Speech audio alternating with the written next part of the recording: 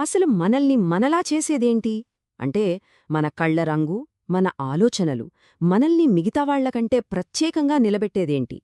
ఈరోజు మనం మన అస్తిత్వానికే మూలస్తంభాలైన జీన్స్ అంటే జన్యువుల ప్రపంచంలోకి ఓ అద్భుతమైన ప్రయాణం చేయబోతున్నాం. చూడటానికి ఈ ప్రశ్న చాలా సింపుల్గా అనిపించొచ్చు, కానీ దీని సమాధానం మన శరీరంలోనే చాలా లోతుగా దాగి ఉందన్నమాట. మనలో ప్రతి ఒక్కరిని ఒక యునీక్ వ్యక్తిగా మార్చే ఒక సీక్రెట్ కోడ్, దాని గురించే ఈరోజు మనం తెలుసుకోబోతున్నాం. సరే, ఆ సీక్రెట్ కోడ్ని డీకోడ్ చెయ్యాలంటే ముందు మనం మన శరీరంలో ఉండే ఒక సూక్ష్మ ప్రపంచంలోకి వెళ్ళాలి. మరి మన ప్రయాణంలో మొదటి అడుగు అసలు ఈ జీన్స్ అంటే ఏంటి? దాని సమాధానం మన శరీరంలోని ప్రతి కణంలో దాగి ఉన్న ఒక చిన్న ఇన్స్ట్రక్షన్ మాన్యువల్లో ఉంది. ఒక బ్లూ ప్రింట్ లాంటిదన్నమాట. మన శరీరం ఎలా తయారవ్వాలి, ఎలా పనిచేయాలి అనే ప్రతి చిన్న సూచన అన్నీ అందులోనే ఉంటాయి. ఆ బ్లూ ప్రింట్లోని ఒక్కో భాగాన్నే మనం జీన్ అని పిలుస్తాం. ఇది డిఎన్ఏ అనే ఒక పొడవాటి గొలుసులో ఒక చిన్న సెగ్మెంట్. ప్రతి జీన్ ఒక స్పెసిఫిక్ ఇన్స్ట్రక్షన్ ఇస్తుందన్నమాట. ఉదాహరణకు, కళ్ల రంగు ఏంటి అనేది ఒక జీన్ చెప్తుంది. అందుకే వీటిని మన వారసత్వానికి మూల యూనిట్లంటారు.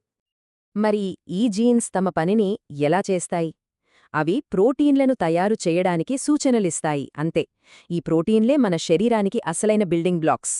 మన జుట్టు, మన కండరాలు, అంతెందుకు మన శరీరంలో జరిగే ప్రతి ఒక్క పనికి ఈ ప్రోటీన్లే కారణం.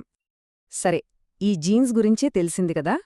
మరి ఇంతకీ మన శరీరంలో ఈ ముఖ్యమైన ఇన్స్ట్రక్షన్ మాన్యువల్ ఎక్కడ దాగి ఉందో చూద్దామా? ఇది ఒక రష్యన్ డాల్ లాంటిదన్నమాట. ఒకదాని లోపల మరొకటి. మన శరీరంలో కణం లోపల న్యూక్లియస్, ఆ న్యూక్లియస్ లోపల క్రోమోజోమ్లు ఉంటాయి. ఈ క్రోమోజోమ్లు ఏం చేస్తాయంటే డిఎన్ఏ అనే ఒక పొడవాటి దారాన్ని నీట్గా ప్యాక్ చేసి ఉంచుతాయి. ఆ దారంలోని ఒక చిన్న ముక్కే మన జీన్. ఎంత అద్భుతం కదా! ఆశ్చర్యకరమైన విషయమేంటంటే మన శరీరంలోని దాదాపు ప్రతి కణంలోనూ మొత్తం 23 జతల క్రోమోజోములుంటాయి. అంటే మొత్తం 46. ఈ 46 క్రోమోజోముల్లోనే దాదాపు 20,000 జీన్స్ ప్యాక్ అయ్యుంటాయి. మనల్ని నడిపించే సూచనలన్నీ ఇందులో చాలా భద్రంగా ఉంటాయన్నమాట.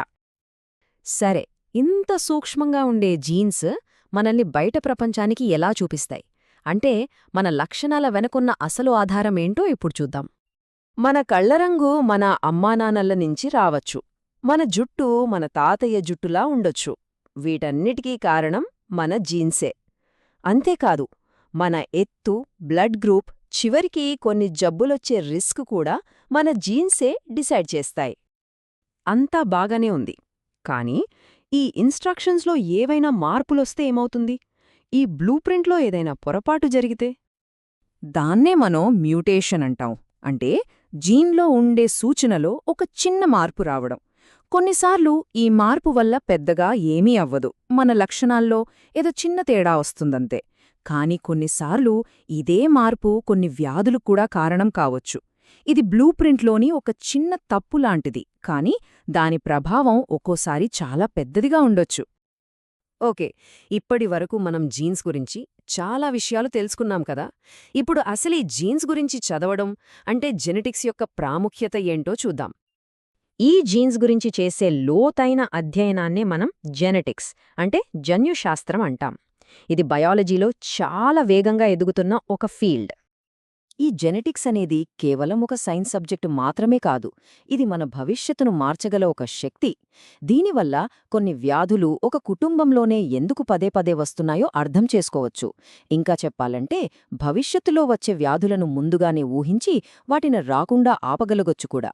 చివరికి ప్రతి ఒక్కరి జీన్స్కి సరిపోయేలా పర్సనలైజ్డ్ మెడిసిన్ తయారు చేసే రోజులు కూడా ఎంతో దూరంలో లేవు. అంటే మన జీన్స్ మన కథకు ఒక ఆరంభాన్నిస్తాయంతే, కాని ఆ కథకు ముగింపు మనమే రాసుకోవాలా? మన భవిష్యత్తంతా మన జీన్స్ చేతిలోనే ఉందా? లేక మనం తీసుకునే నిర్ణయాలు, మన జీవన శైలి కూడా దాన్ని ప్రభావితం చేస్తాయా? ఆలోచించండి.